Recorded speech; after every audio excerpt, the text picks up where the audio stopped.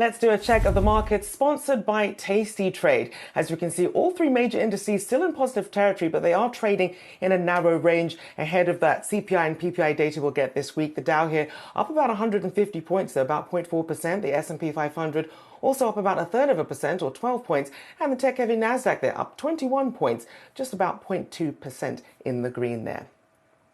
Well, Amazon Prime Day is here, and while consumers are eager to go all in on the shopping frenzy, we're not talking enough about what actually goes on behind the scenes to get Prime members their packages in a timely fashion. Well, Yahoo Finance senior reporter Ali Garfinkel is in Gardena, California, at one of Amazon's warehouses. So, Ali, Amazon's warehouse is pumping out these packages thanks to the help from its robots. Tell us about their role on Prime Day.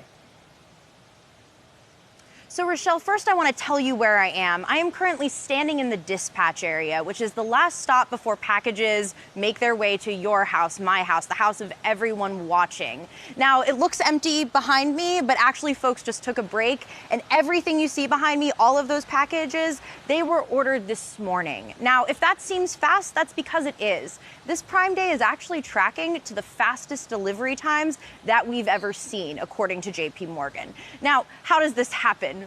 Right. Well, a huge part of it is the pandemic boom kind of cycled into this bust, and it forced Amazon to really reassess how it was managing its supply chain. And a huge part of that was robotics. I was speaking to SVP of Worldwide Operations, John Felton, this morning at Amazon. And what he said to me is he was like, look, we have many different layers of robots that aid in this. Some of them are called mobility robots. Imagine sort of like library aisles that sort of have inventory on them that are moving around. There are about 750,000 of those, Rochelle. And there's also a version of it called Proteus, which is a newer version, and it's autonomous. Another kind of robot that they are really excited about and have been using a lot is it's a sort of part of a family that they call the fleet of birds.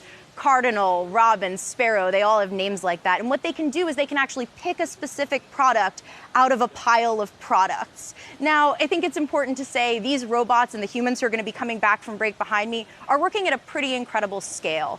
This particular facility has about 60,000 packages that will move through it today. And as I was sort of waiting for this hit, I did some math.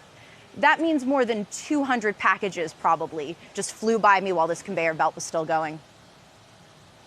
I mean, these numbers are really insane. And we know last year was a bumper also for Amazon Prime Day. What are the expectations in terms of the volume this year? And how perhaps the offsetting of some of these having these robots versus, you know, the rest of their labor force and how that might play out?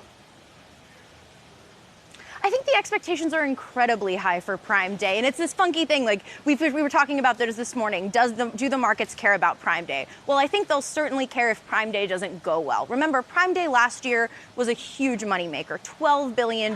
Amazon customers saved $1.7 billion on products is what the company is saying. And I think that's really key. More than anything else, I would say, Rochelle, the expectations for high, the desire for efficiency is incredibly important.